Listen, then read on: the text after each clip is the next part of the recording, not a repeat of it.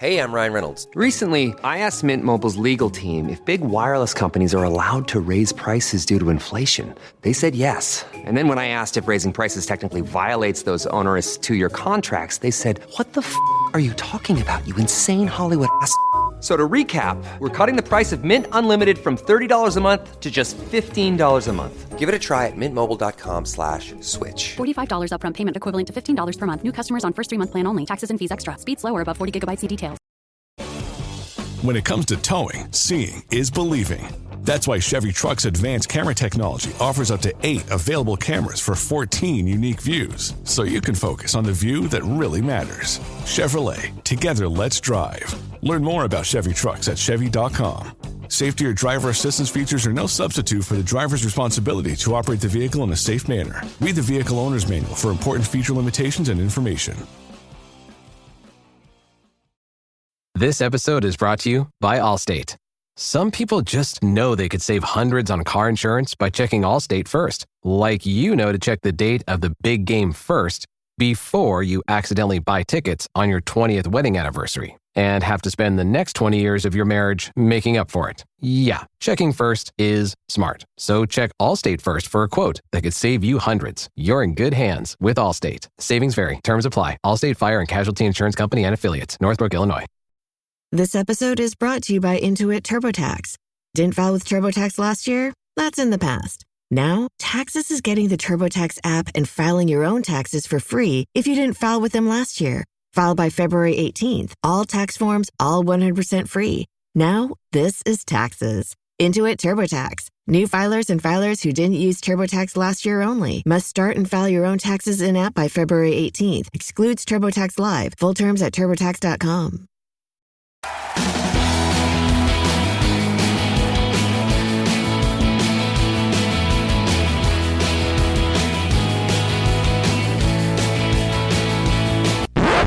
Welcome back to another exciting edition of the Pointless Exercise podcast. It's time to remember this crap about the San Diego LA Chargers with crap expert Mike Donahue. Mike, how are you?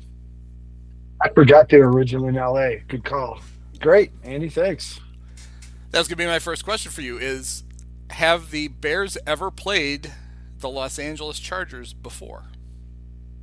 Never, because they went to I gotta say they went to San Diego briefly. I don't mean to jump the rails right away, but I swear to God, we had talked last year. We talked about the Rams, and we talked about the whole fraudulent idea of what were their linemen called? The fearsome foursome. They had like, but that there was actually a history. There was actually a history of the fearsome foursome that started with the New York Giants supposedly in the 50s. Yep.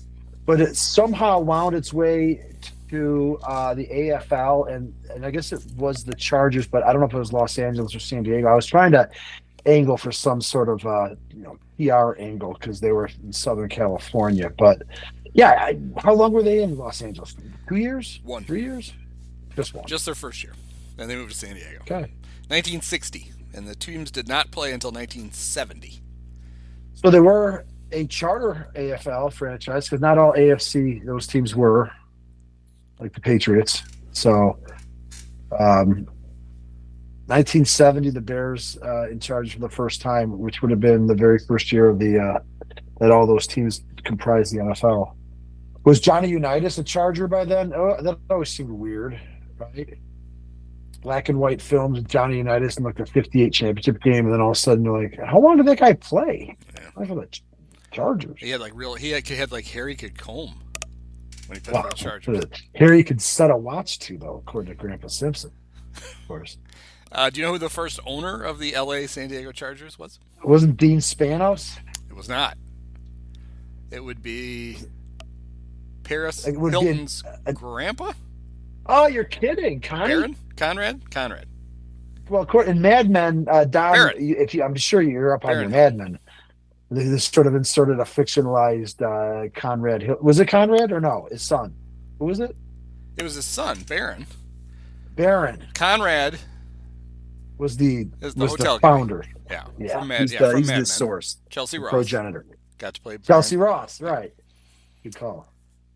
So wait a minute. This might be. Is this Connie's money. Okay. No, Connie would this have is been her grandpa. That'd be Paris. Barron Paris, was right. grandpa. Yeah. Conrad would have been Okay. grandpa. Yeah. In case Connie's money. Oh, Certainly. yes. Much like the Ricketts money is Tom's. The Cubs money is Tom. He was a Nepo baby, or a trust fund baby or whatever. I guess I didn't know that. So, young Hilton takes the old man's takes his lumps, his portion of the hotel fortune, his share, and gets in the AFL game. Interesting. Yeah. So, Sid Gilman was their first head coach. Okay. Yeah, former NFL great, I believe. Coached him from 1960 to 1969, and then came back and coached them for part of 1971. Okay. So, wait, he was an interim coach too? Well, I don't know why he did this. It's weird. Because both Sid Gilman and the great Harland Svare are listed as the coaches in 1971. But it's hard to tell why Sid... Who was the coach in 70? Harlan? Whatever his name was? Charlie Waller coached him in 69 and 70. Okay. And then Harlan Savary coached him for 2 years, and then Charlie's brother, Ron, coached them in 1973. Oh. It's actually not true. Sid Gilman... I looked it up. They're not brothers, but it's weird that they had coaches, one coach apart, just 2 years apart, with the same last name. Wow. I feel like Sid Gilman was the first coach in New Orleans history, but I don't think that tracks unless the Saints' first year is in 69. Oh, maybe that's where he went. Let's see. It's not. So I don't know. He did take some time off and come back, and then he also went on to Houston. But I feel like... We know where he went after Houston. No. He was Sid? 1977. He was the offensive coordinator of your Chicago Bears.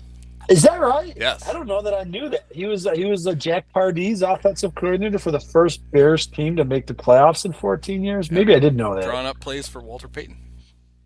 Yeah. He only did it for the 1 year. And they said, fuck that, I'm retired. And then a year later, he came back and he was quarterback coach for the Eagles for 2 years. That'd be Ron Jaworski. He may have actually patrolled the sidelines there, and I guess it would be Super Bowl 14. 15. Super Bowl 15.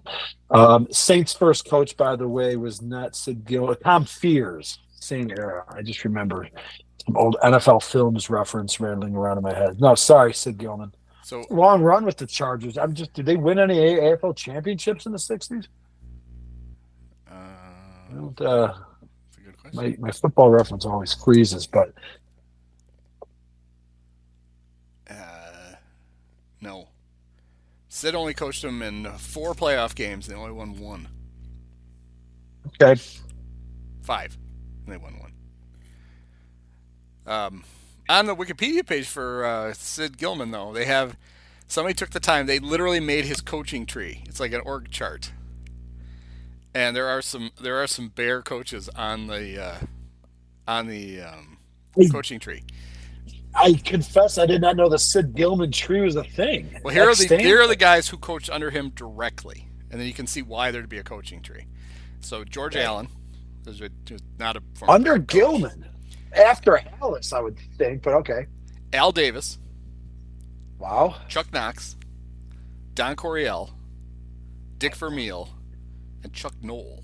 A veritable who's who. Coached with Sid. So then you go one row lower, like the Al Davis, you get John Madden. Oh, yeah. Tom Flores, Art Shell, and Bill Walsh. Oh, then that's a whole nother Coryell, you get Joe Gibbs. Knoll, you get Dungy. Yeah. So then, if you go down the thing, like under the Bill Walsh tree, you get such great Bear coaches as just one, John Fox, in a half-assed way, because he coached with Jim Fossil, who coached for Bill. Under Dungy though, so from Knoll to Dungy, you get Lovey. Okay. So you go. So you're saying you go Gilman 2 degrees away. Yeah, if you go Gilman to Al Davis to Bill Walsh to Mike Holmgren, then you get all the greats. You get Marty Morenweg. Yep. You get Ray Rhodes. Ray Rhodes, You yeah. get John Gruden. But then if you go, you get Andy Reid, and then if you go off of Andy Reid, then you get Matt Nagy. Yes, you get Matt Nagy, you get Chico Rivera. What? How does Andy Reid take credit for that? He's Buddy Ryan. Didn't Chico go there after I the thought Bears? He was the defensive coordinator for them after the Bears. I thought he was Before the Bears. He coached for them either right before or right after he came to the Bears. He should be on the Wani tree, I believe. No, the Wani tree is a stick. Like the Charlie Brown Christmas tree. All right. Well, we've gone out of order here. We're throwing people off. No, it's all right. Sid Gilman very much a part of that Chargers DNA. He's goddamn coach for like 12 out of the first 13 years. Well, yeah, I mean, they have a direct. Obviously, you go Gilman and Don Coryell. And then you find yourself with Ernie Zampese. I just fucked that name out of the air. I feel like he was a Don Coryell acolyte, Ernie Zampese. He was never a head coach, so I couldn't look him up. No. I guess not. I guess that's what constitutes a coaching tree. I just remember some of the hot coordinators. So all time, the teams have played 13 times. Who do you think leads the series? Oh boy! In our lifetime, I'm just gonna try to quit. I always think of that upset on NBC when a crappy Bears team beat Dan Fouts, but I would say I don't know. It's got to be San Diego. Nope, it's the Bears. 7-6. It is. Yep. Let's see. In fact, they have won. So there's no way they won the game in 1970 because Bears were horrible, but maybe the Chargers were too. Right? No, the Bears lost 20-7. Okay. That's beautiful. Wait a minute. Were they at Beautiful Soldiers Field, or were they? Yeah. That could have been Dyke Stadium. That could have been your Mike North's dad with the haphazard Bears mascots going, fuck, crying out loud. Right. Let's see, guys. That guy's the greatest. Let's see here. Where did they play? I don't think they played a lot all their games at Dyke in 1970 anyway. I don't think they moved into Soldier in 71. Okay, but Charlie they played Waller some games at Dyke. Out-dueled Jim Dooley. Okay. The Chargers have to be one of the very few AFL teams who have ever played in Wrigley Field because the merger basically coincided with 1 year overlap. That's the only year that they would have been there. So, interesting for me. Yeah, do you know who the quarterback for the Chargers was in that game? Was it Unitas? It was not. It was John Hadl. John Hadl? Yes. From Notre Dame? That was the second guess. Isn't there some weird... I can't remember now. I looked quickly at his page. I can't find it. He has some association to somebody. God. Shouldn't have brought it up. There's a John Hadl connection that I thought I remembered. I didn't. How about this? You know what number he wore? 5? He was good old 21. You got to quarterback wearing number 21. Yeah, and it could have been 5 because, as we know, that's retired for one and only one person, George McAfee. That's right. And what number was Rolf Benirschke, though? Huh? 6. I mean, I know McAfee, they retired it across the league. Right. You can't. No, there are no 5s anymore because of Bear Great, George McAfee. All I know is I think Rolf Benirschke was 3. I picture 3. I picture the colostomy bag sticking out of, and I don't want to get to. I don't want to get to Rolf until we get to Rolf. We're not there yet. Who do you think was playing quarterback for the Bears? Oh, this is quite a matchup. John Hadl and Bobby Douglas. Oh, Bobby Douglas. Jack Concannon. Good old number 11. Yep. It was bleak times for the Bears. Whew. He played how many years for the Bears? 5?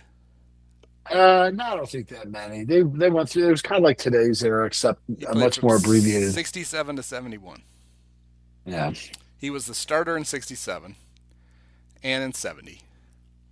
And he played. He had some great records. He appeared in. He started 5 games in 1969. Lost them all. It seems very like Shane Matthews, Bob Avellini asked to be the start the most games in like one season and then another season 3 years later for teams that sucked. Hadl How does this work? Oh, I see. I was looking at it. Hadl was 10 for 14, 166 yards with 2 touchdowns. And then I looked down, and Bambi caught 6 for 96. Ooh, and then Gary that's all Garrison, the great Gary Garrison, sounds like a serial killer, 8 for 165 and 2 touchdowns. I'm like, what the hell? This math isn't going to work. Then I realized that Marty Domries, whoever that is, 6 of 11 for 110 yards. They played 2 quarterbacks that day. Good old number 14 from with a cannon. Columbia. And I don't know if it's the Ivy League or the like the graphic design school in Chicago. Or just Columbia, South America. That's true. Yeah, just they threw him out of they threw him out of an airplane. Just get across the border and just throw it. The guys will pick him up. Don't worry about it. Hey, they were still coming out of the AFL. They were wouldn't be too choosy.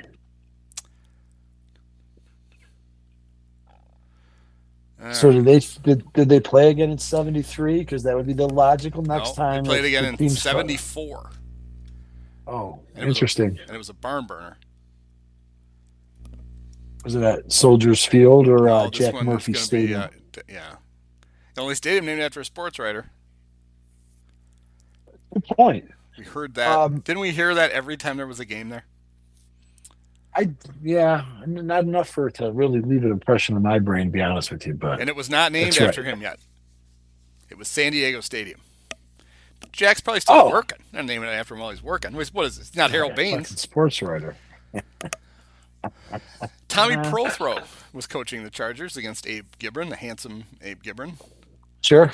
And the Chargers outdueled the Bears. Oh, it's a comeback. 14 points in the fourth quarter to win 28-21. Too bad. That might have helped the Bears secure Walter Payton, by the way, because I believe they had the 3rd pick in the next year's draft. Yeah, that worked. Bobby Douglas, 14 of 25, 136 yards. 2 picks. And he ran 8 times for 42 yards. Yeah, pretty much a nadir. This is franchise. The Bears skill position guys. It's a who's who, or it's more like a who. Bo Rather, number 84, I believe. Ken Granberry ran 11 times for 46 yards. Yeah, I remember the name. Perry Williams, 12 for 41. Gary Cousins, not like Kirk Cousins, Kosins. Cliff Taylor, and then the wide receivers Charlie Wade and Wayne Wheeler, not Wayne. Nope. Oh. Not Wayne Weaver. The place kicker turned future Wayne CBS Wheeler. color guy. The Chargers were led by the great Jesse Freitas. 9 of 19, 56 yards with 2 touchdowns. But they didn't have much offense. I feel like the Chargers were probably bad around this time. But what do I know? They were both the Bears came in 4-8. The Chargers were 3-9, and so they both left 4-9. This episode is brought to you by Allstate.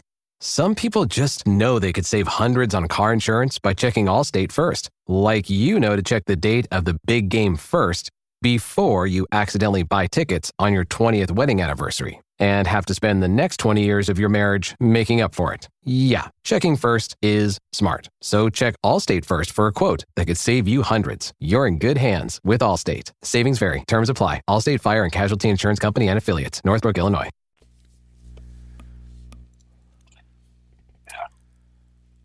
Exciting. Then they matched up again, 1978. Still no recollection. I'm not reaching Bears sentience yet. Let's see where this was. See if it was Jack Murphy yet. They played in San Diego. What was the name of the stadium?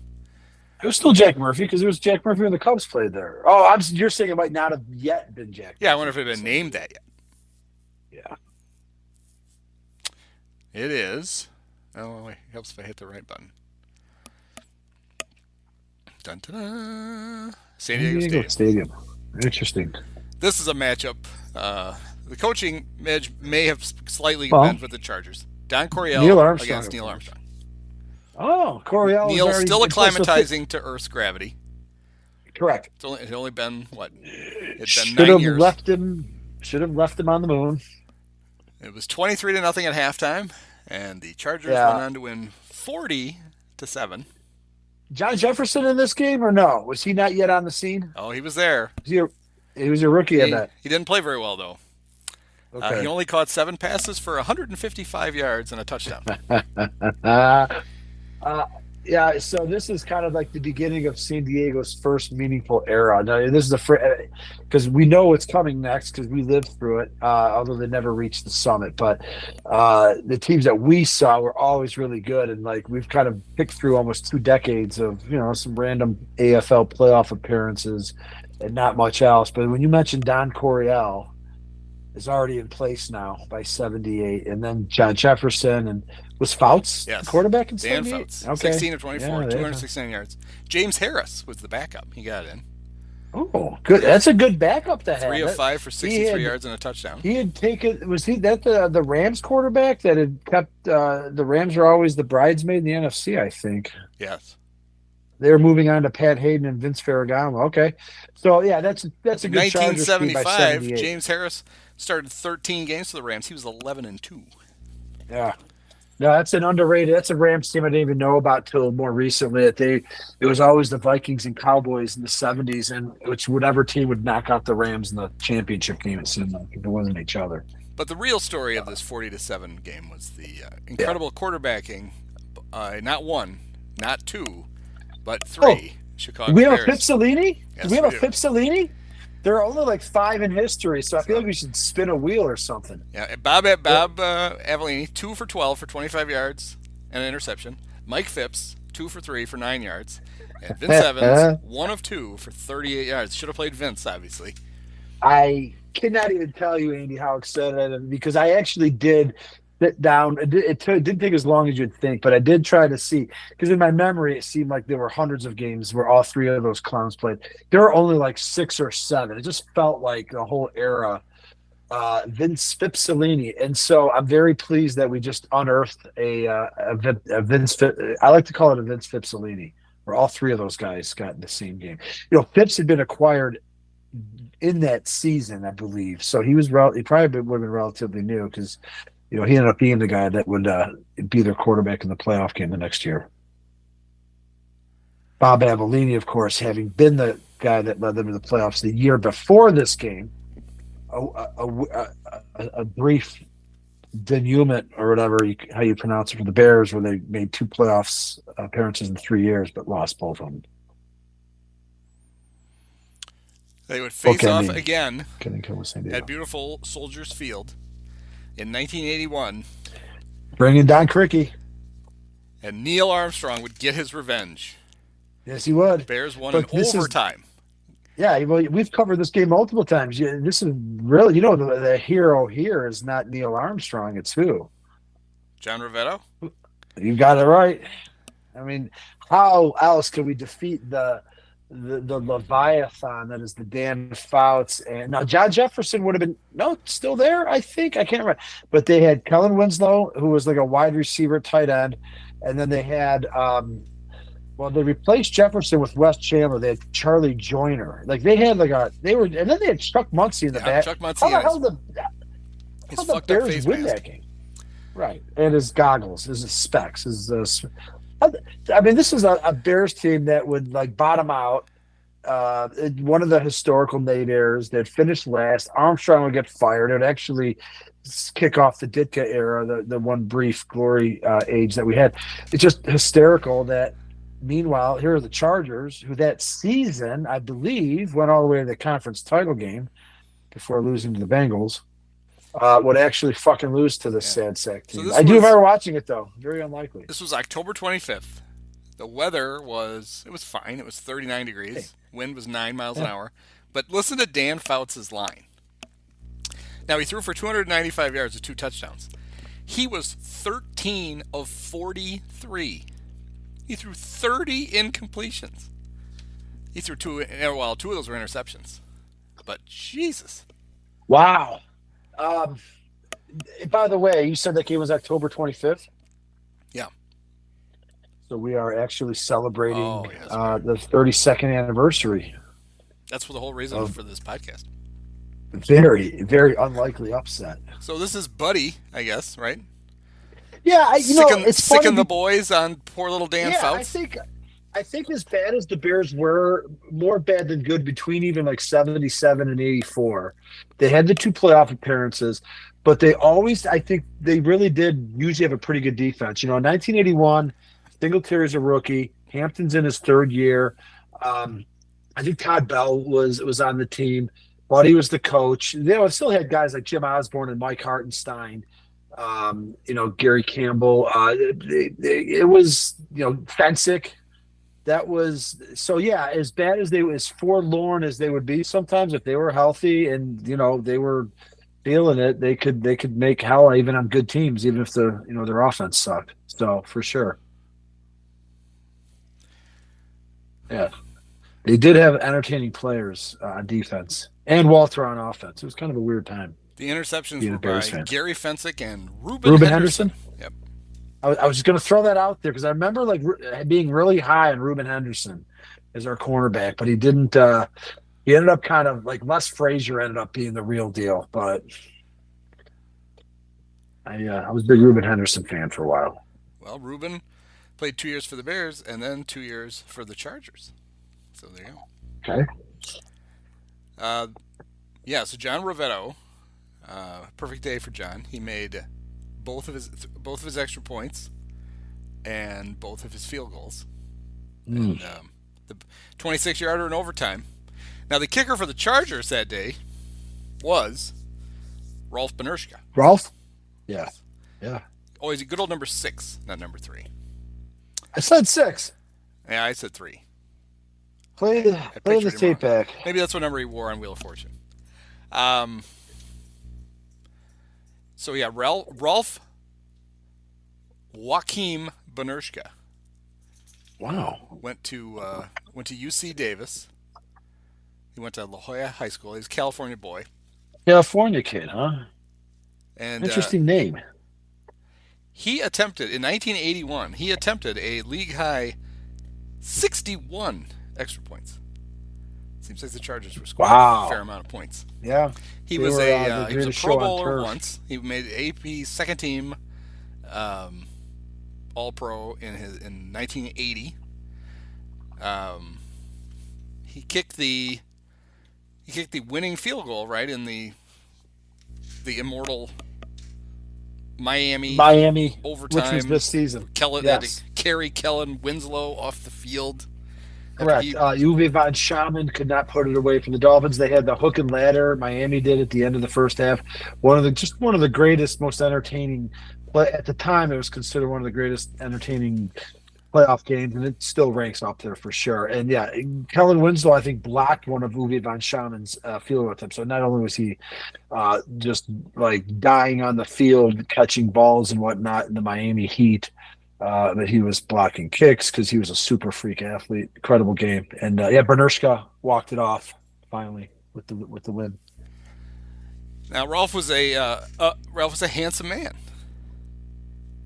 And but unfortunately for Rolf, in 1979, he came down with ulcerative colitis, and he had to be hospitalized. He had to have 2 surgeries to remove his large intestine. When he was released from the hospital, now he's a kicker, right? He's not supposed to be very big. He's 6 foot tall, though. He weighed 123 pounds. Wow. Yeah, that's not good enough. He had an ileostomy, which basically means you shit in the bag. What's an ileostomy? Okay. Yeah, ileostomy. Not a colostomy. You swear at people, and then you shit in the bag. And he played. Right. He played with a colostomy bag. Which you got to think if he had sort of pulled a Garo Upremian. Well, why wasn't that a play? Right? You want to fake a field goal, you snap it right to Rolf. Rolf whips out the colostomy bag, points at it. Anybody's going to try to tackle him. Nobody's going to tackle Rolf. He just runs from the sidelines. You want to get my shit on you? Look how full the bag is. Or just leave it flapping at your side. Like, who's going to want to tackle you and just burst that bag? But he had a good career. Yeah. And then after football, Chicago native, Pat Sajak, a Chicago native. He's a Southwest Sider, I believe. Yeah. He was hosting the the wildly successful game show Wheel of Fortune. After taking it from Chuck Woolery. And he left Wheel of Fortune for 6 months in 1989. Do you know why he left Wheel of Fortune for 6 months in 1989? I do not. Oh, yeah, his own talk show. Yes, to host the Pat Sajak Show at 10:30 on wow, CBS. That was in 1989? We were in high school still. Jeez.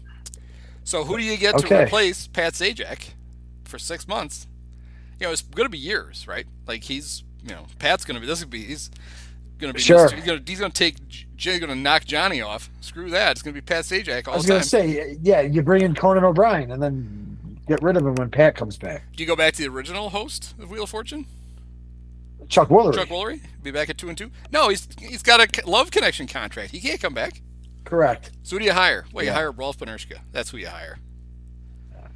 And Rolf Benirschke hosted Wheel of Fortune for 6 months, and then got a bad news one day. Pat's show got canceled. Oh, tough. That's bad news for Pat. No, Rolf. It's bad news for you. And that was the end of his... Sorry, Rolf.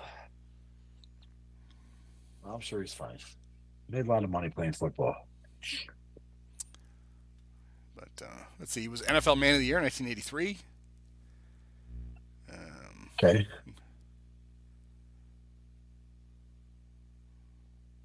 Got traded to the Cowboys in 1987, but he lost his job to rookie Vince Abbott. Don't remember him. That was in 1997. He was the 20th player inducted into the Chargers utility tunnel. Chargers Hall of Fame, right? Okay. Which is probably not even there anymore. They probably got looted when they moved. Right. The utility hallway of Jack Murphy Stadium. So after the exciting win in overtime in 1981, yep. I remember this next game. The next matchup came with the up and coming. I'm going to take control. I'm going to take control of this, Andy, because I remember this game so well. It was Monday Night Football, first of all. I believe it was the first season without Howard Cosell because Don Meredith was still in the booth, or Don Meredith was in the booth. Don't know who else, but late season. I want to provide some context to this game. What's that? December 3rd. Yeah, late season. Bears had already won the division with Steve Fuller at quarterback, right? Because, Bears had cleared the Raiders. There was some reminiscing about the most violent game ever played earlier that season. Bears-Raiders were the team with the winning quarterback. The winning team had their quarterback suffer a lacerated kidney. And McMahon didn't play again, and Fuller was the backup. Luckily, the Bears had a qualified backup, and Fuller led them to the division. And they clinched the division in Minnesota, with 5 games to go or 4 games to go. And Dan Hampton and Steve McMichael dunked Mike Ditka with a Gatorade bucket, which I like to point out, never been done before the Giants hijacked it the following 2 seasons later. Anyway, Bears are going to the playoffs. First time in 5 years, but it's this is not a fluky Bob Avellini, Mike Phibbs. This is finally thing. You can sense it. It's a good team. They clinched the fucking division with 4 weeks to go, right? And now we just got to get to the playoffs. And so they started to stumble. And I don't know. They go into Monday night. I think it might have been right after they clinched the division. And Fuller gets hurt in the first quarter. Games on Monday night, and the Chargers are still good. They weren't as good. They were on the down slope of their peak by now, but it was still the Chargers. So it's again, context. You're a Bears. I'm a 12-year-old Bears fan. Bears are rarely on Monday night because back then you really had to deserve primetime treatment, and so it was a treat. And the Bears, based on their strong finish the previous year, and Ditka's second season, merited a late season Monday night game. And then it turned out to be a good matchup because the Bears were legitimately good, except for the fact that once Steve Fuller was out, we had to see Rusty Lisch come into the game. Rusty was the backup all season. He was not even a standout at Notre Dame. And this is, of course, a week before the Packers game because Steve was not able to come back until the playoffs. But anyway, in this game, Rusty gamely kept the Bears in it. And I don't know the stats. I don't know the line. I just remember, because you're a 12-year-old kid, you're living and dying with every play, even though the Bears had won the division. And you're just trying to stay. And the Bears defense is keeping them in the game. And it's 13-7 late. And Lisch is somehow piecing together a drive. I don't know how far it got. Maybe it only got to midfield. In my head, it's at the 20-yard line. And he just got completely railed when he dropped back. Ball pops up in the air, and some fat lineman catches it and runs it back. So the final score ends up being 27. But, like, as the fat guy's running to the end zone, you could hear Don Meredith was doing his patented the turn out the lights, the party's over shtick. And that was that. Now, that's, if anything, that's just a prologue to the next week when Lisch actually had to start the game against the Packers, a game that I was personally in attendance at. And Lisch was so horrible that at the end of the half, we've talked about this before, but Mike Ditka literally went to Walter Payton under center for a series before putting Lisch back in and then signing the 88-year-old Greg Land. Actually, he wasn't 88 years old, just white-haired. Yes, completely white-haired. He looked. And then Fuller ridiculous. came back for the playoffs and all that. So that's my personal off-the-cuff recollection of the Bears-Chargers 84 game, national television. Do you remember the huge game that Dan Fouts had for the Chargers? No. You know why you don't remember that? Because He didn't play. Ed Who Luther played? was the quarterback. Oh. Dan was hurt. Luther. Ed Luther played quarterback. Luther. So the Rusty Lisch gamely keeping the Bears in the game. Oh, right. Ed Luther was gamely winning the game. On the other side. What a horrible game as it turned out. And that would have flexed that out if they had the chance. Not that I knew any better. Well, nobody knew Fuller was going to get hurt. Yeah, Ed was Fuller 12 got of knocked out of 29 that for game. 269 yards and a touchdown. Who was? Luther or Lisch? Ed Luther. Rusty was 18 of 33 for 159 yards. Did you check? Was that Luther a Purdue quarterback? No, or is that Mark Herman? Never mind. I'm thinking of Mark Herman. Ed There's Luther, no way. Edward Augustine Luther, from Gardena, California. Another California Went kid. to San Jose State. Okay. And Anyway. All right, yeah, I do not remember that. That the only makes game he sense, won though, that why year the for Bears the won. Chargers. Of course, if the 84 Bears defense, or with the 84 Bears, it had Fouts played, he would probably not have had a typical Dan Fouts game, of course. But The Bears were basically destroyed by one man. Well, Ed, of course, but the guy who will come up, I believe, in the next game for doing something completely ridiculous. Junior Seau was too young. Bobby Duckworth Oh, caught why do I 3 know that name? passes. You'll find out. 3 passes for 179 yards. 3 for 179. 88-yard touchdown. The fat guy who caught the tipped interception or whatever from Rusty was Lee Williams. It was 66 yards. And Got the it. capper. Got it. Rolf came out and kicked the extra point. Bobby or whatever his name, Kevin Duck or Bobby Duckworth's name would be he'd be erased by Kevin Duckworth as the fat 300-pound center from Eastern Illinois that played against the Bulls in '92. Oh, maybe it already happened because there's no way there's too big a gap. Oh, it happened in this game. I know what happened in this game, and that's how he could have these ridiculous. Because this game was at is it at the Murph? It was in San Diego. Was it called the Murph yet? It was. It had to be because it was the same. The Cubs had had their dreams crushed about 60 days earlier or 50 days earlier. Okay, so a famous moment happened in this. One of the things that kept the Bears in the game. I mean, I'm surprised you don't remember this. Bobby caught a long pass from the great Ed Luther, and Bobby dropped the ball at the 1-yard line. Do you remember that?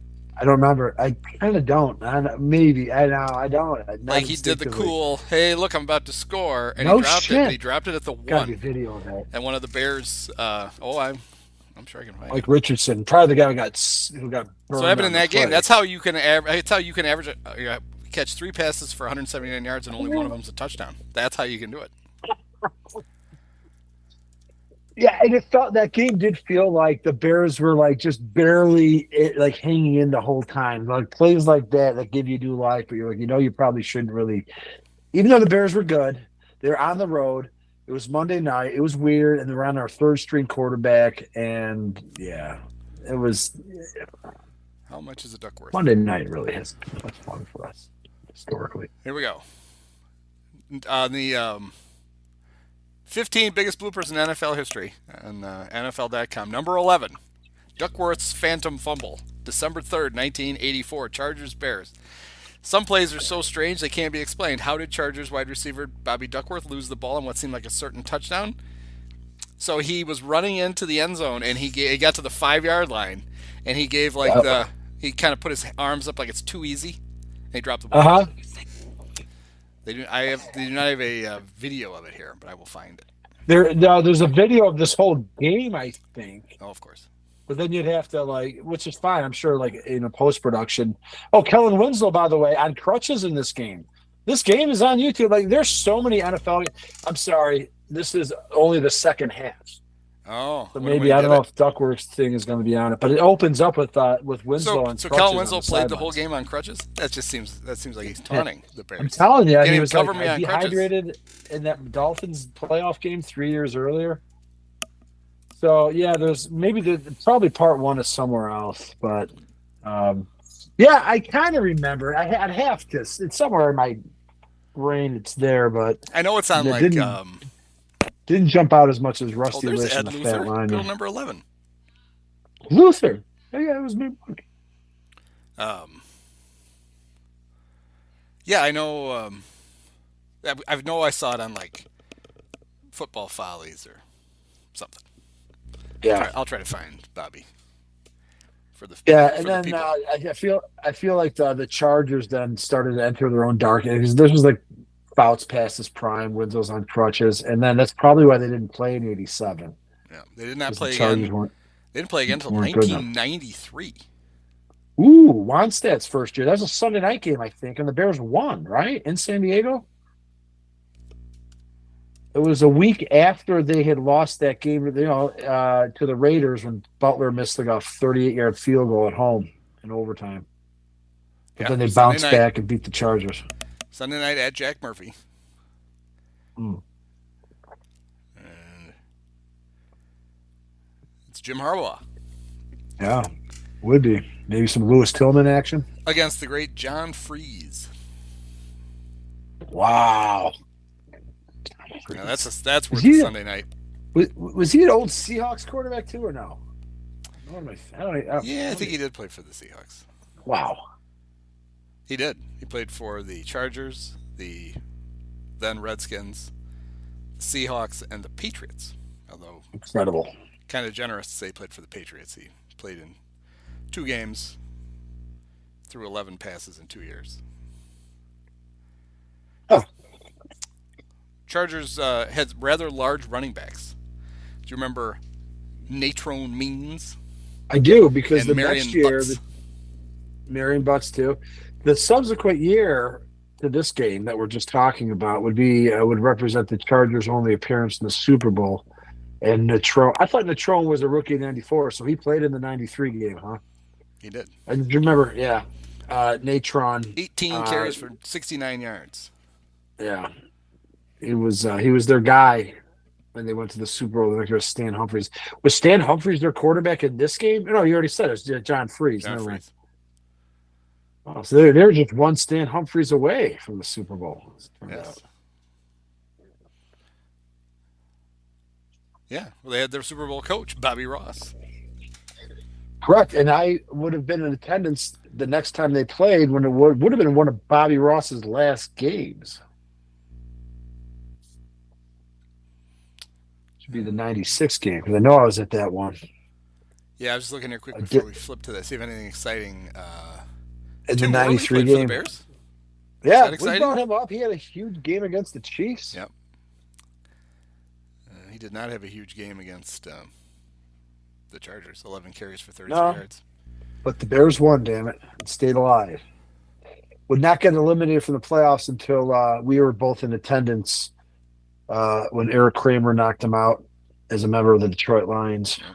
I think you brought that up, so you brought in some beers from the outside that frozen inside my coat. Yeah, so then they played December 14th, 1996. Yeah, that's the one I was at. The 7-7 Chargers against the 6-8 Bears.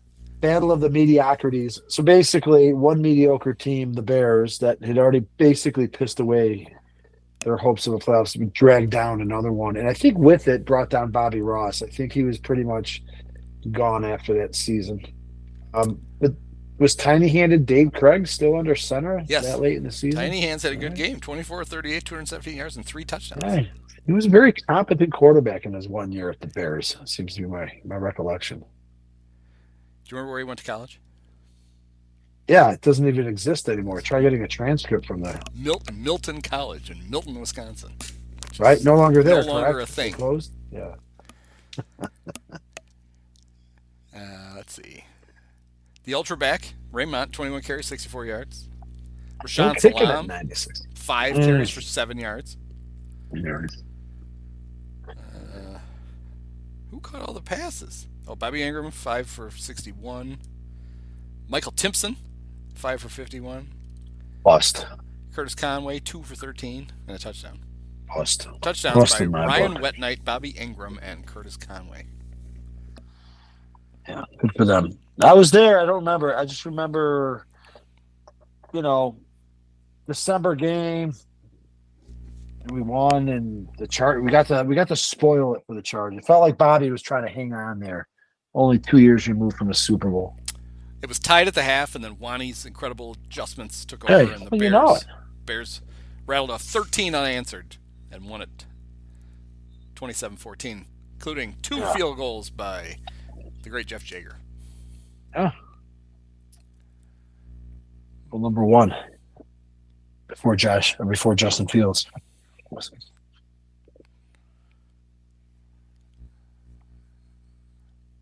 Let's see. So that was 96.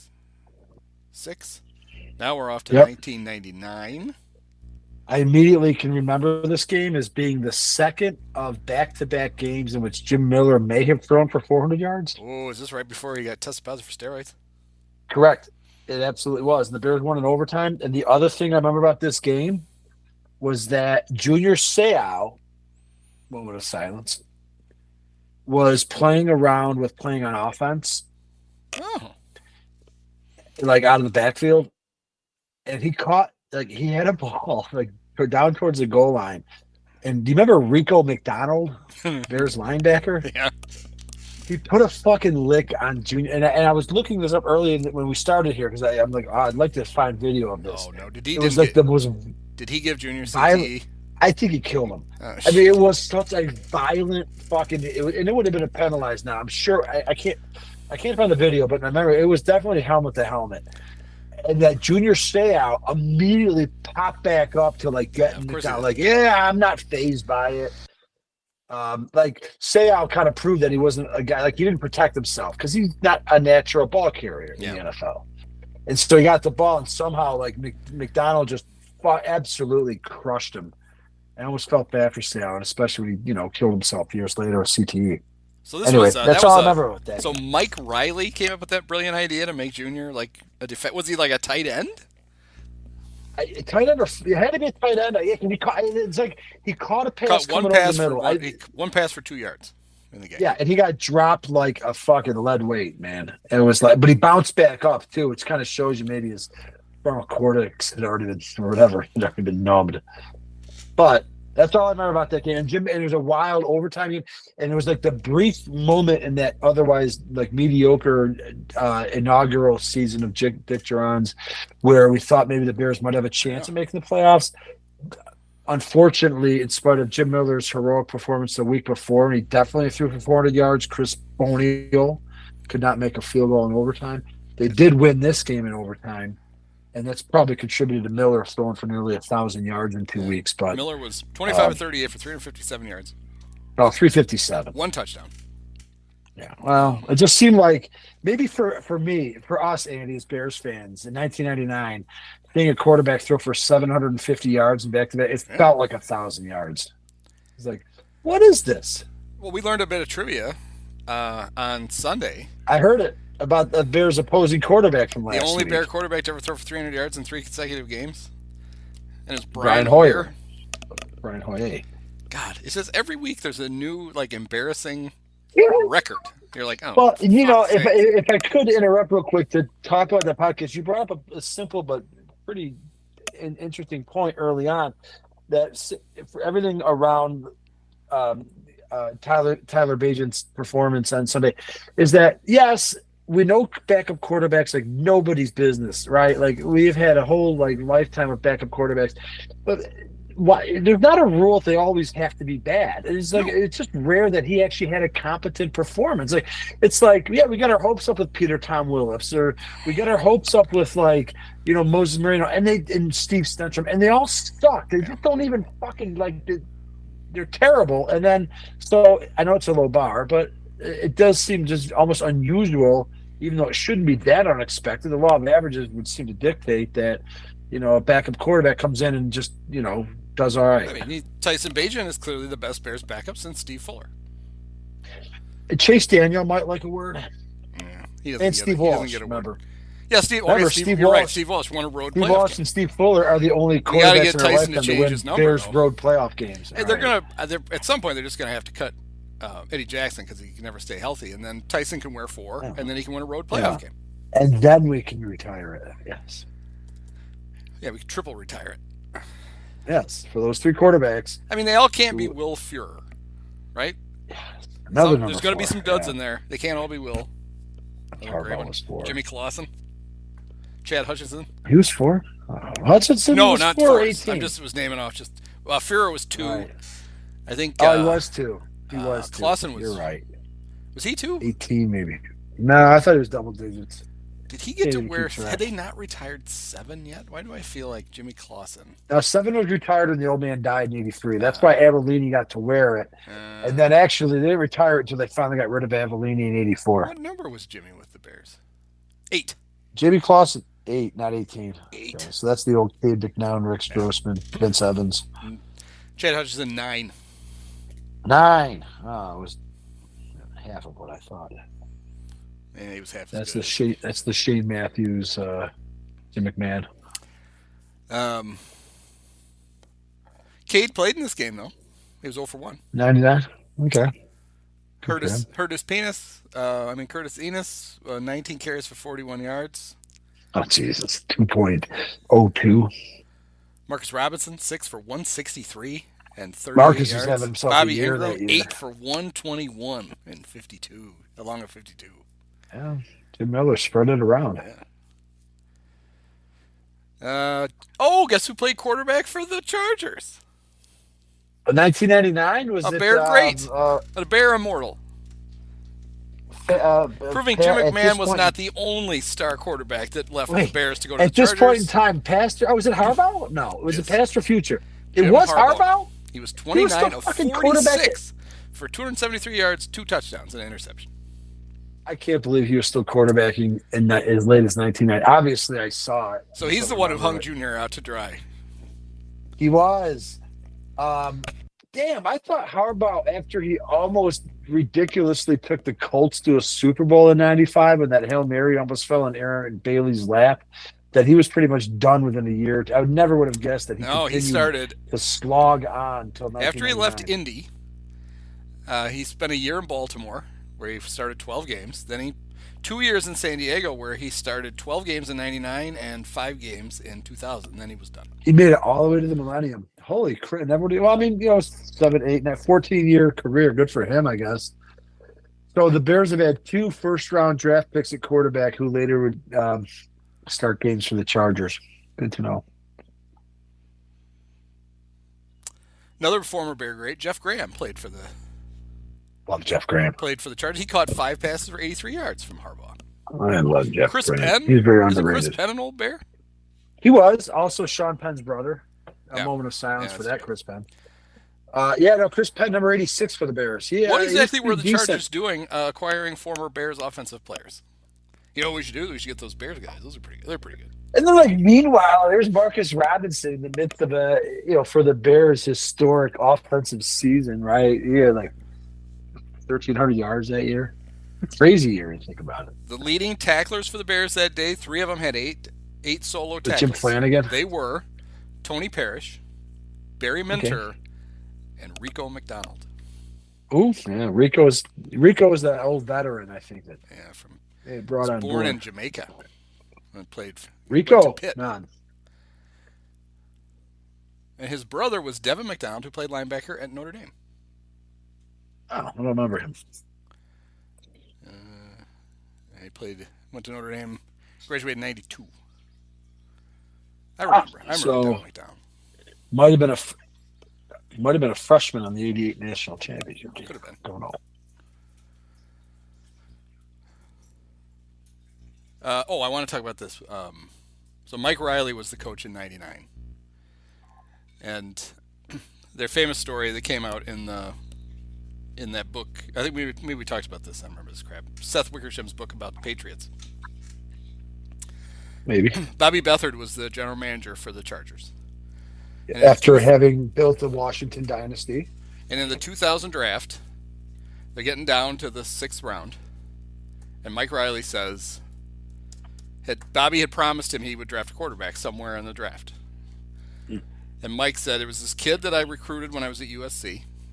But he didn't come to USC. He decided he wanted to go play at Michigan. We should draft him. I've been keeping tabs on him and his family. He had a good career at Michigan, but he's a better quarterback than people think. And Bobby's like, okay, sure, you can have him. So in the 6th round, let's see, which pick was this going to be? I had this queued up. With the 184th pick, Mike Riley had his little card with Tom Brady written on it. And Bobby said, no, it's too early. We're going to draft, we need this linebacker named Shannon Taylor from Virginia. He goes, we got another pick in the 6th round. We'll draft Tom then. Their pick, their second pick in the 6th round was the 205th pick. Tom Brady went 199, 6 picks ahead. And they drafted a quarterback, Jawan Sider from Florida A&M.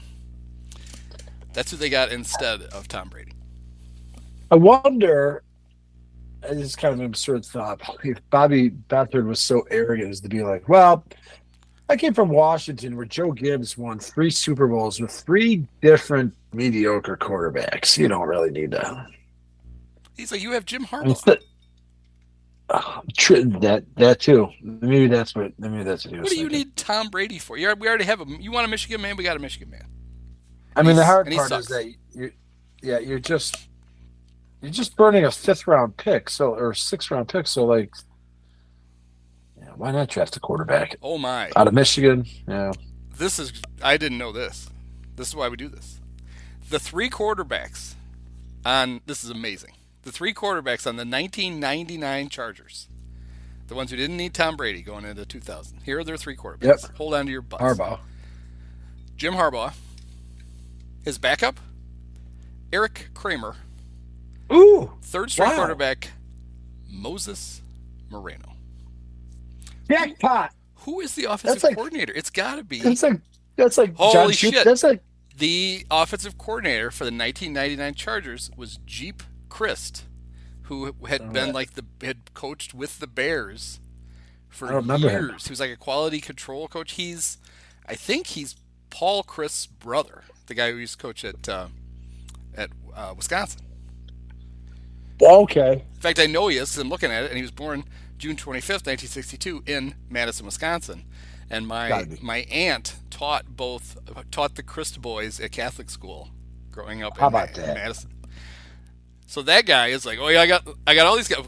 Look at all these players we can get. We can get Harbaugh, we can get Kramer, we can get Moses Moreno, God. We can get Jeff Graham, we can get Chris Penn. I mean, load them up. To think that the same franchise once had Dan Fouts throwing the ball to John Jefferson and Kellen Winslow, that within 2 decades they would have 3 cast-offs from a franchise that has been, the avatar for inept quarterback play for a half century.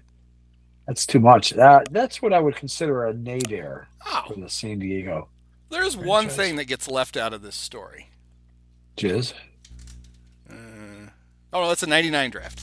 So the next year, this is how the 99 draft was a quarterback draft too. That was the Cade McNown, Donovan McNabb, yes. Feely Smith, Dante Culpepper draft. The Chargers pick. I'm going to see what they picked at the first early on. Tim Couch also. He was the first. Tim Couch for number 1 overall, and then Brady went 199. A year later, after stocking up on all those Bears. They had wait a minute. Bears quarterbacks. After stocking up on all those Bears quarterbacks. I can't believe Moses Moreno actually it didn't even sink in. He actually got a job after 98 as a rookie for the Bears. Oh, I'm confused myself here. Sorry. When did they get? So Who? that was 99. Oh. So they had. Here's who Harbaugh was. They had a rookie quarterback in 98, who you might have heard of. Oh, Ryan Leaf. Ryan Leaf. That's right. Well, then he Oh got my God, hurt, that's right? right. He missed the whole 99 season. Was So that he's what coming I back in used- 2000, which is probably why Bobby Beathard is like, who gives a shit who's our sixth pick on, or a sixth round pick on Mike? That's the missing piece. But they He already figured knew it he out. was a. They already knew. They already were staring down the idea that he was a complete bust. He'd already They yelled should, at the but they- sports writer and he'd done all that shit.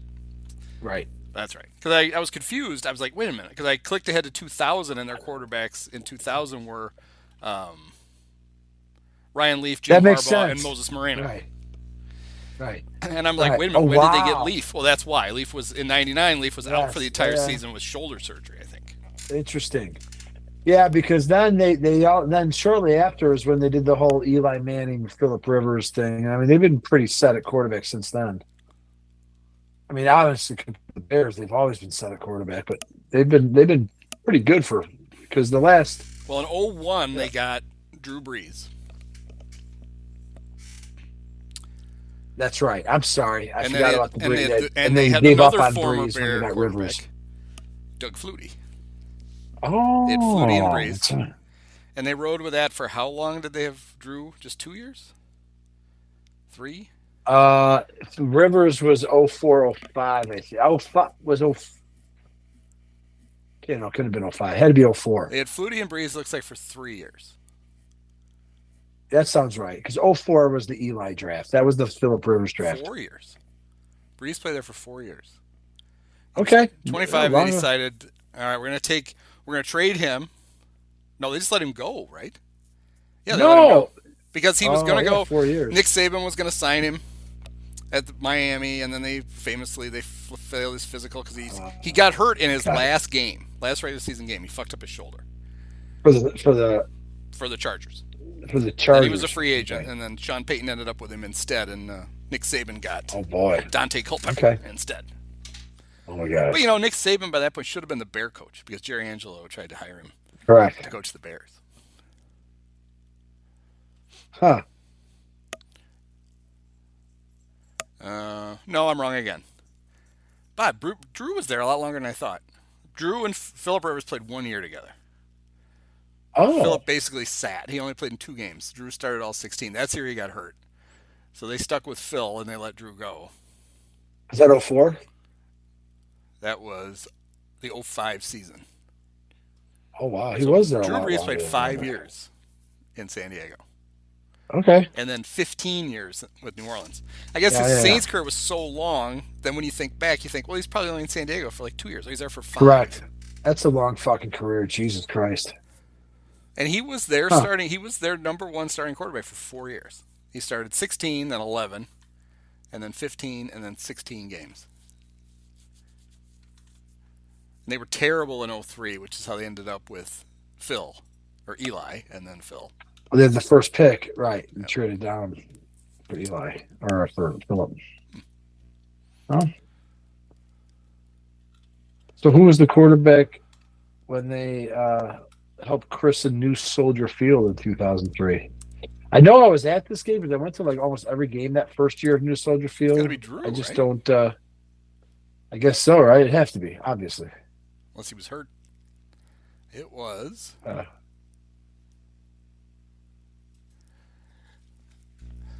It was both Drew 7 of 15 and Doug and Flutie Mania was back in town.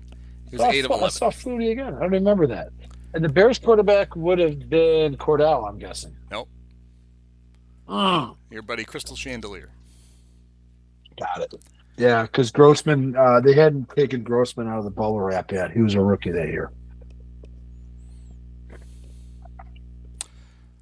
So that was week 8. The one in 03, or are we still on 99? No, 03, 03. right?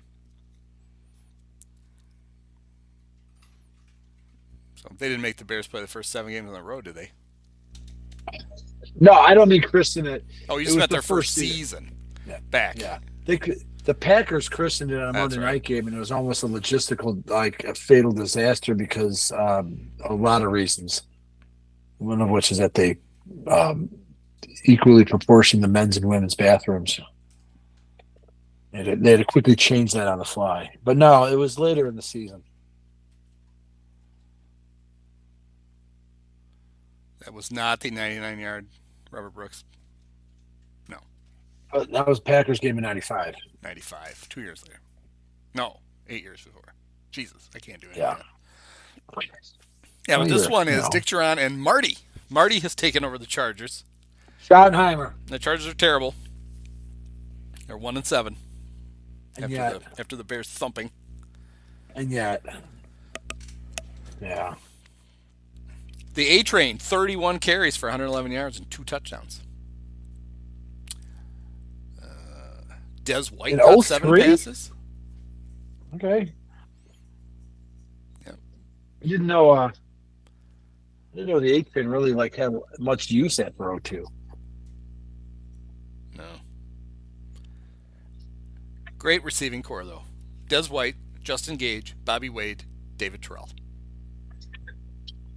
You remember when Bobby Wade kept dropping punt returns off his, I was going to say off his face mask, but that would have been Leon Johnson. Just kept fumbling punt returns. Yep. Oh, well, I know Chris Berman was at least excited for one moment of the highlights because the lone interception of the day for the Chargers was Sammy Davis. Wow. The Candyman Cat. You know, Boomer had a awful impression of Sammy that he could do. I don't know that, but I would have I'm assumed just that to be the assuming. case. Yeah, I don't know if it was Candyman or he just tried to do an impression like, hey, cat. Bears held LT in check. The Danian, 16 carries, 61 yards, 4 catches for 21 yards. Okay. They led 10-0 at the half and cruised to a 20-7 win for their third win of the season. They were 3-5. Way to go, Dick. Good job. Yeah, a little too late to save Dick Duran's job. Then they would play again in 07. He's an opener, defending NFC champions. 07. And It was a barn burner. didn't have much offense going. 14-3. Yeah. That is not the first quarter score. That's the final. You know who's coaching the Chargers by now? Let's see. I wonder, it was his brother? Offensive. Brother. It was a match. The Turner boys going head to head. Norv is coaching the Chargers, and Ron is offensive coordinating the Bears. When do you think their mom had like a polo shirt that was half Chargers? Right. You can't wear a uniform because you never want to wear. So she has a polo that's half Bears and half Chargers, just sitting in the stands. Like Mama Kelsey, but the coach's version. Yikes. Yeah. Rex, 12 of 23 for 145 yards. Yeah. Phillip Rivers, 12 of 31 for 190. I just remember, I feel like the Bears at one point in the game got stopped on a 4th and goal at the 1 or something. That's the only thing I can think of in this game. I just remember, Bears for only the second time in our life are, defending conference champions, having played in the Super Bowl 7 months earlier. And so, but I kind of felt like we didn't really have a lot of high hopes. And the Chargers were pretty good. They would have been favorites in that game. But the Bears could do nothing on offense. There was one touchdown pass in the game. Do you know who threw it? Not Phil? No. Was it Ed Luther? It was not Ed Luther. It was a guy who, for his career, was 8 of 12 for 143 yards and 7 touchdowns. Oh, LT. With Damian Tomlinson. Yeah, I believe he actually rivals Peyton statistically in the running backs in the passing category. I believe we've covered some of that before. He threw, so it was, Bears were up 3-0 at the half on a Robbie Gould 27-yarder at the beginning of the second quarter. Robbie Gould. With, this thing was, with 45 seconds to go in the third, LT threw a 17-yard touchdown pass to Antonio Gates, so Hall of Famer to Hall of Famer. And then 9 minutes to go in the game, LT scored on a 7-yard run, and the Bears lost 14-3. Such is life. Now we zip ahead. Oh no. Yeah, I was at this game to 2011. This is we've one talked of those, about it. With very bittersweet. What could have been? Yep. Let's see. Yeah, I will say it. I've said it before, and I'll say it again. That when the Bears and Chargers kicked off, whatever date this was in 2011, sometime in November, that the Jay Cutler was on an MVP trajectory, and that's not me talking out of my ass. He would definitely be in the hunt for that when this game rolled around. And it was a good matchup. He's facing Phillip Rivers, who himself had never gotten over the hump and never would, but was pretty much at his peak. It's a great matchup. Two contending teams from each respective conference. I know that sounds funny for the Bears, but they were, half away from reaching the Super Bowl the year before, and they were 7-2 coming into this game, 6-2. Right. Through their first 9 games, the Bears were 7-2. Jay was completing. He'd thrown for 2,319 yards, so he was well on his way to. He was going to be the first Bear to throw for 4,000 yards. 4,000. He had thrown 13 touchdowns, only 7 interceptions, which for him was a small number. For him. He'd been sacked 52 times the year before. He'd only been sacked 23 times. So he was on pace for 40. Let's see, how did he do while he played in this game? I remember he was 18 of 31 for 286 yards and 2 touchdowns. Yeah, very efficient. Extremely competent. He threw an interception to, who caught it? Antoine Cason. God damn it. Who returned it 64 yards but didn't score a touchdown. And the reason he didn't score a touchdown is Jay tackled him and broke his thumb. And missed the rest of the game. And we were sent on a journey as fans to hell. Because the other thing was that they were 7-2 and they won that game, right? So they're 8-2 after that game? Or no, they're 6-2 going in. 7-3. They were 7-2 going in. So they're 8-2 because they won the game. Oh, they did win the game. So yeah, you're right. So they were 6-3 coming in. Okay, so they're 7-3 afterwards, but still, it was like they had a soft underbelly of the schedule coming in. They only need to win 3 games. I know Lovey lost his job, but he won 10 games and didn't make the playoffs. But they had 6 cracks at 3 wins.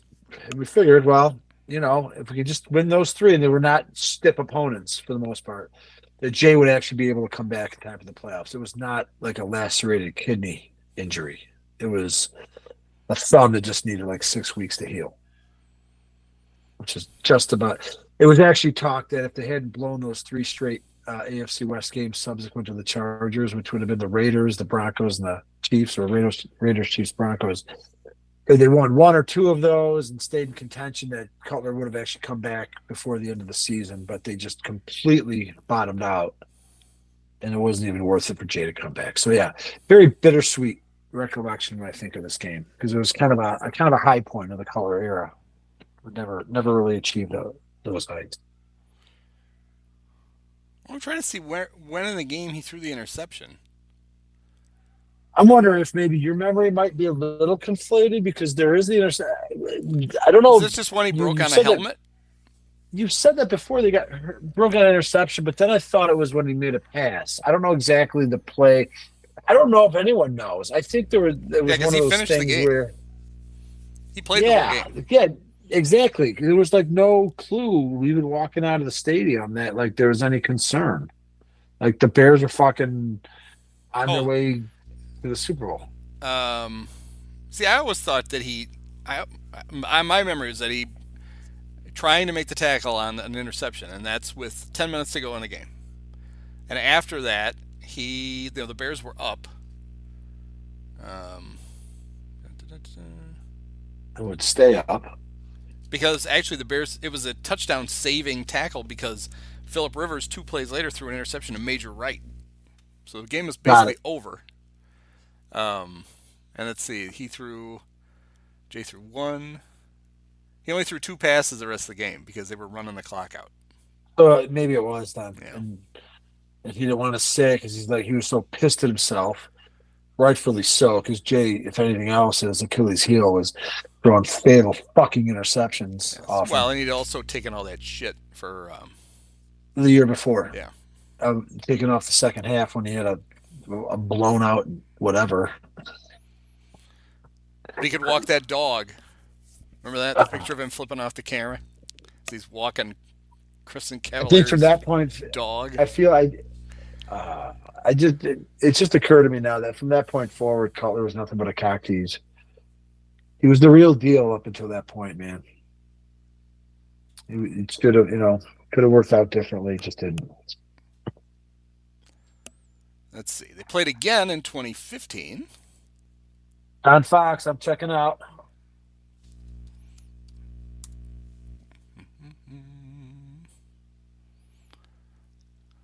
Matchup of star teams.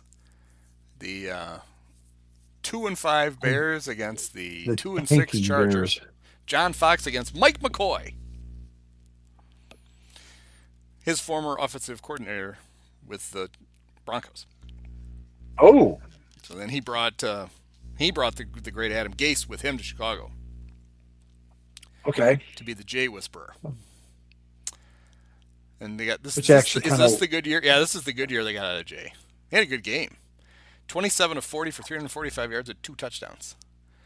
Phillip Rivers, 26 of 42 for 280 for the Chargers. The Bears won 22-19 in San Diego. That's the last time they've played there. Last time they ever played there. Maybe, unless they move back. Martellus Bennett Elshon caught 10 passes for 151 yards. Martellus 8 for 57. Elshon, the guy who was like 4th or whatever in franchise history for receiving yards, even though he only played like 4 years. 3rd, I think, right? Just behind Johnny. 3rd. I'm looking it up. Yeah, dark days for the Chargers. Their leading rusher was Danny Woodhead. That's never a good sign.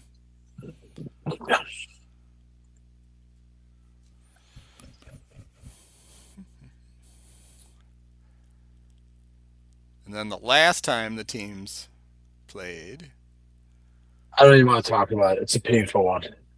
We were having my son's birthday party at a roller rink, and so it was fine. I was able to watch the game because the kids were old enough.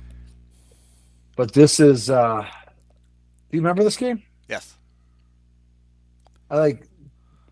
Because it was. This is another team that is coming off a playoff.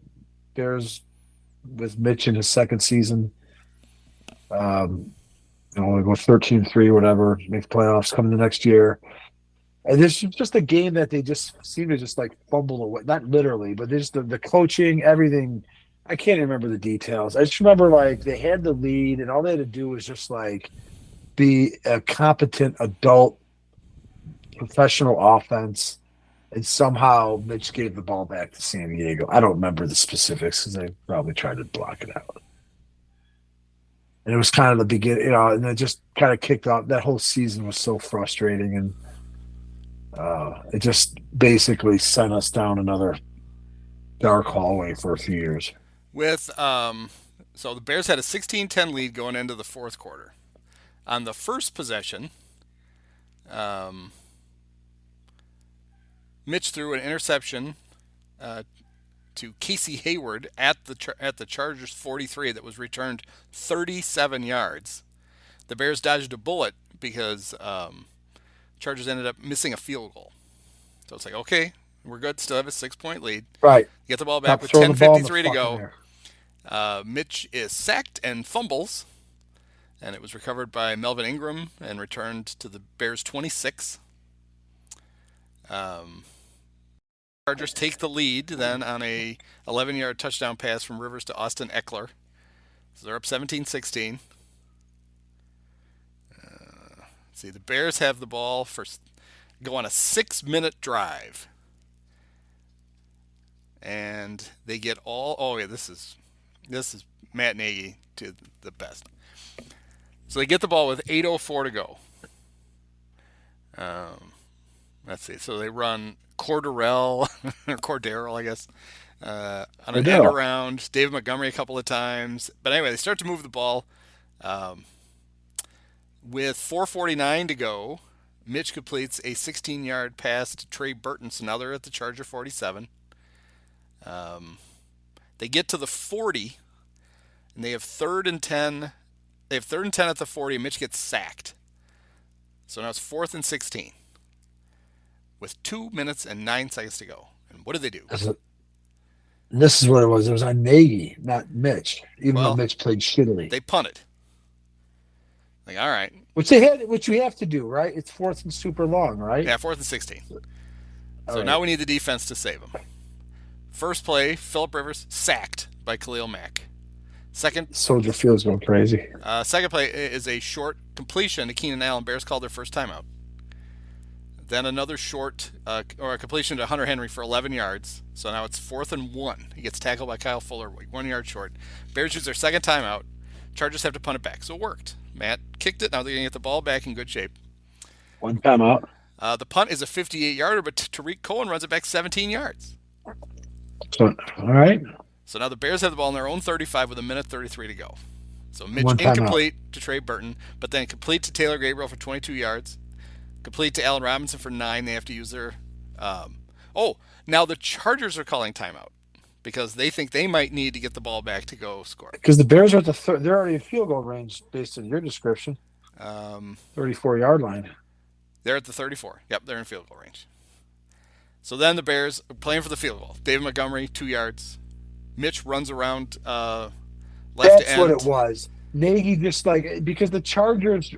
Okay, go on. Sorry. So Mitch runs around left and gets a first down at the Charger 21. Chargers call timeout. With 43 seconds to go, Nagy just lets the clock run down to 4 seconds, calls his final timeout. Out comes Eddy Piniero. Misses a field. Yep. Bears lose. Right. That's what it was. Eddy had been the hero a few weeks earlier in Denver. Yep. It was probably, but I think it was that Nagy to just go for another first down, get a little closer. When he's settling up for a 34-yard field goal, they're going to get that.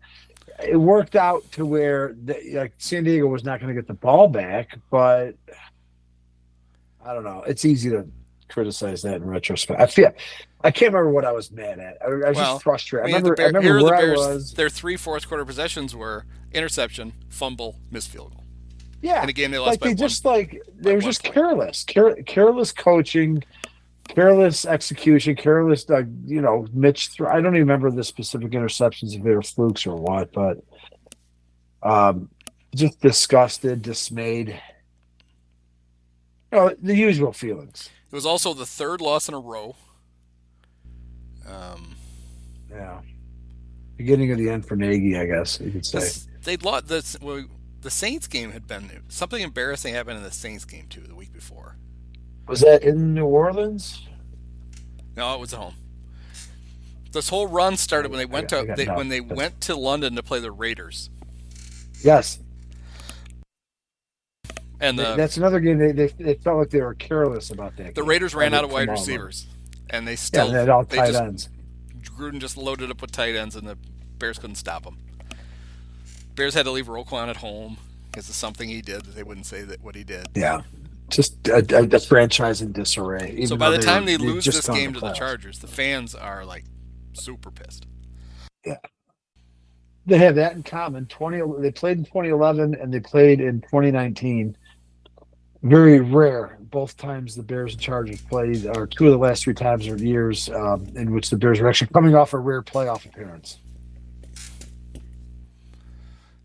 Well, let's see. Now they'll be in beautiful LA for the first time ever playing the Chargers. Ever.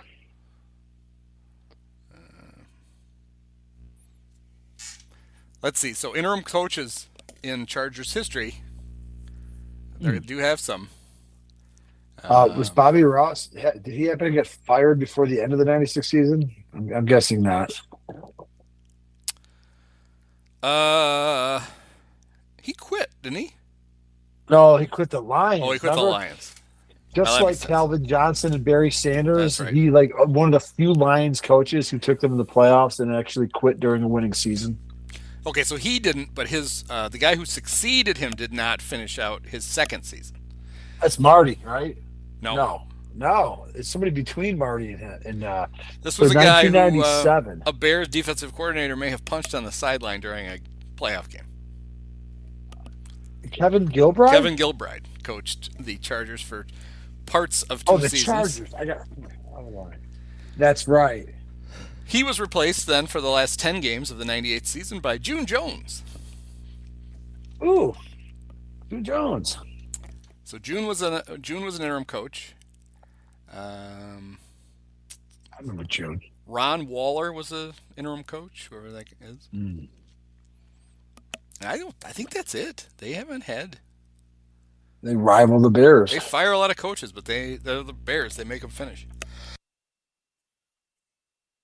I would guess, by the way, that not that you jumped there, but like I would guess that Don Coryell would be the winningest coach. But then I'm wondering if like Marty wormed his way in there long enough. It's not Don Coryell, and it's not. And it's not Marty. How about this? I'm looking it up now. Norv Turner. Now Norv is not their all-time winningest coach, but Norv won more games than Marty. He also coached 16 more. No, their winningest coach is their first coach. Oh, yeah. Sid Gilman, 86 wins. Yeah, even with Don a 14-game Coryell schedule. was 69 and 56. Okay. He won 3 of the 7 playoff games he coached in. They've not had a lot of Wait, I'm playoff sorry. success. They've only won 7 playoff games in their history? No, Don Coryell coached in 7. Oh, right. But I don't think the Chargers have won too many. Well, they probably have, I guess. Last 20 years where there's Gilman more, was more 1 rounds. and 4. Coryell was 3 and 4. So what's that? That's 4 and 8. 4. Bobby, 4 and they 8. didn't go again to Bobby Ross. So Okay. he was 3 and 3. So that's 7 and 11. 7-11. 7-11. Then they didn't go again. Marty was 0 and 2. 7-13. Norv was 3 and 3. Ooh, Norv. 10-16. And Mike McCoy was 1 and 1. 11-17. And Anthony Lynn was 1 and 1. Oh, Brandon Staley's 0 and 1. 12-19. 12 and 19. That's pretty 19, undistinguished. So 31 playoff games in 52 seasons. No, 62 So seasons. I wonder what that would ring with the Bears. I could tally the Bears pretty quick. 77, 79, that's 1 each. There was 2 and 84, that's 4. There's 3 and 85, 7, 8, 9. They're probably more than the Bears in those 50 years. The Bears peter out after the 90s. I don't think the Bears are barely 20, so yeah. So yeah, so But- if you take out the 5 Sid Gilman playoff games, because those all happened pre-71. And the AFL, too, which is being charitable if you give that to them, because that was a circus Even with that, league. they have more playoff games than the Bears. They would. Although, no Super Bowl championship. So if you were to rank the teams even, along those, you have to put the Bears ahead of them. Yeah, and only 1 Super Bowl ever. Correct. And they got humiliated Yes, almost as they got beat badly so as the bad they Bears shouldn't even humiliated the claim it. Patriots. Steve Young is 18. still throwing touchdown passes. The Leafs, Steve Young set the record for most touchdowns. He outdid Montana. He had 5 or 6 or just something. It was a video game. That game was. That was the peak. I mean, it was going to have to draw to an end. We've talked about how much dominant the NFC was in the 1980s, and that lasted into the 90s. Really, just different faces and like just increasingly ridiculous differentials in the Super Bowl. Pretty much capped off by that Chargers one.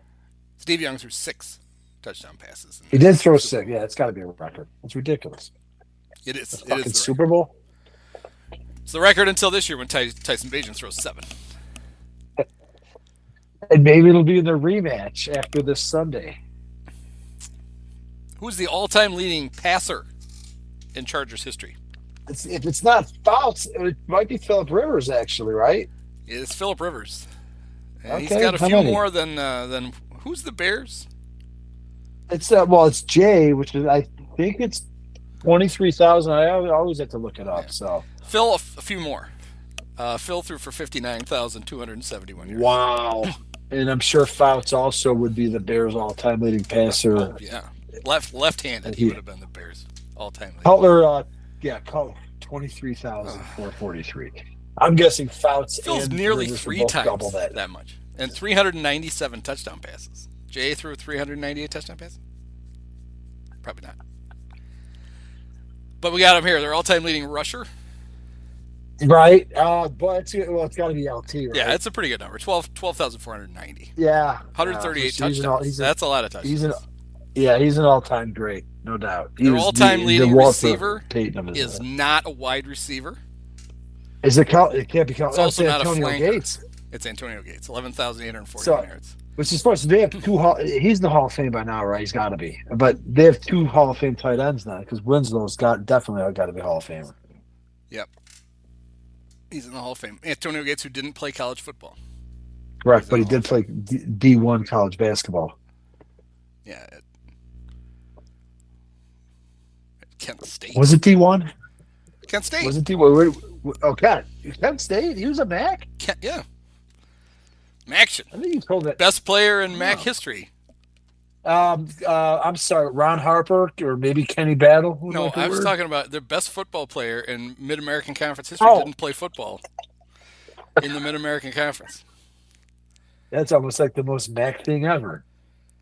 I mean, because we don't want to claim Roethlisberger, right? Fuck that guy. Well, you're not. Yeah. How about Charlie Fry? I'm just kidding. Rocky Lombardi, maybe. Hey, there's still time. Jordan Lynch, did he ever play for the Bears? Did he ever play running back for the Bears in a real game? He did in preseason games. I like that counts.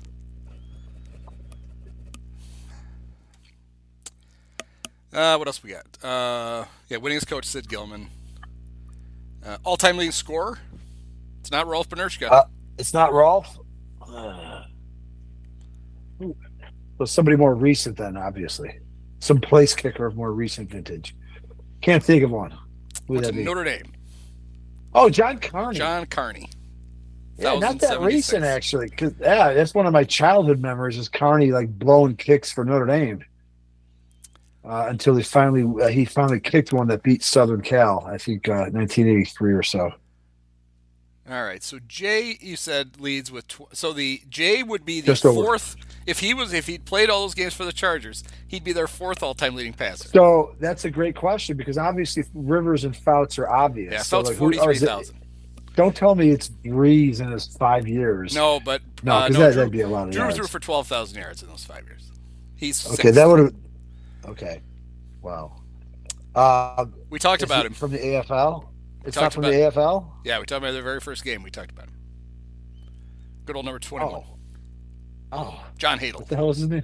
Oh, John Hadl. 26,938 yards. I didn't know he was such a long... I only know him as a Notre Dame... Was he a Heisman winner? No, maybe not a Heisman winner. But just a... No, I did not know him as a... No, who am I thinking of? He didn't go to Notre Dame. Who am I thinking? Who are we thinking of? Are you thinking Why are we both of thinking Johnny of Latner or Johnny Lujak or... No, I know Johnny Latner. I held his Heisman. John Hadl went to Kansas. Okay. And it looks like he played for the Packers and the Oilers, too. 1 year with the Rams, but mostly with the Chargers. So apparently that's how we know John Hadl is. While you're looking that up, I'm going to read off the top 10 Charger quarterbacks, top 10 passing leaders. Phillip Rivers, Dan Fouts, John Hadl, Stan Humphries, Justin Herbert, Drew Brees, Jack Kemp, Doug Flutie, John Freeze, and Jim Harbaugh. Number 10. 4,000 177 yards gets you 10th. You know why it gets you 10th on the Chargers all-time leading list? Because for most of their franchise, they've had 3 dudes throwing for 100,000 yards. The reason the Bears have so many guys on it is they use 8 guys a season. The Chargers for what is this? 15, 14, Incredible. and 10 years. So what is that? 39 of their 62 years. It was 3 guys: Fouts, Rivers, and Hadl. Half of their history, right? Whereas Sid Luckman represents like 4% of the Bears' history. By the way, I did look it up. John Huart was the Notre Dame Heisman winner, 1964. Huart. My bad. I grew up. We grew up in a Notre Dame household, so I'm ashamed that I did not. I conflated the two, but. Let's see where Johnny Morris would be on the Chargers all-time receiving list. Johnny Morris and his barely over 5,000 yards receiving. He would be 10th all-time in Chargers history, behind Antonio Gates, Keenan Allen, who's still active, Bambi, Lance Allworth, Charlie Joyner, Gary Garrison, Kellen Winslow, Wes Chandler, Anthony Miller. Not that Anthony Miller. Not good old number 83, not good old number 17 for the Bears. Malcolm Floyd, of recent vintage, and Mike Williams, who probably, certainly, had he not blown out his knee in week 2, would have relegated Johnny to 11th on this list. Yeah. LT came within 1,000 yards of Johnny.